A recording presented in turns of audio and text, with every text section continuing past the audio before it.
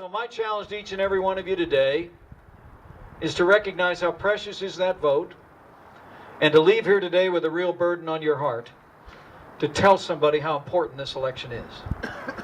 Because I would submit to you all the yard signs, all the lapel stickers, all the television ads, all the mail pieces that make you afraid to open your mailbox, all the radio ads in the world are not to be compared to you calling someone who respects you and knows you and speaking from your heart about why this election matters. Well, I think it's very important, and I'm grateful the governor came down to the 8th District of Indiana, along with our statewide candidates and all our local candidates, to really get everybody excited about Election Day, because turnout is always important in elections, and having the governor here is really a big help.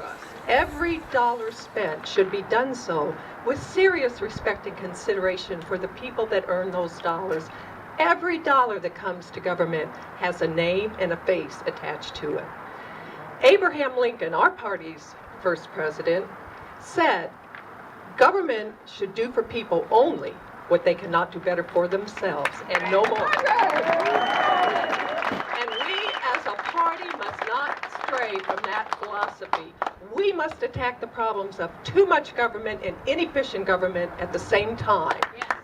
Well, I think, for example, with Connie Lawson, electoral integrity. And that's very important because we want to make sure our elections are open and fair, but also avoid voter fraud. With Suzanne Crouch, of course, we want to make sure that, the state's books are appropriate.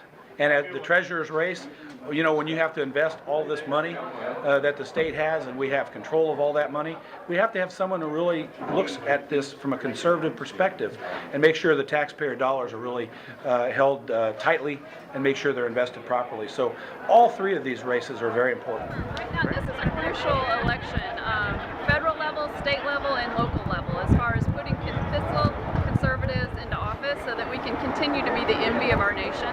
I think it's very important at the state level to put a strong voice for Southwest Indiana, because this is a budget year, and we absolutely need to ensure that we have a voice on ways and means and transportation when we look at things like continuing I-69, the bridge to Ohio River, the med school, funding for USI, and looking at land-based casinos as well. It's a very important budget year, and it's something that we really need to make sure that we rally the troops to get to the polls tomorrow and do our American duty. Listen, this is going to be a good year.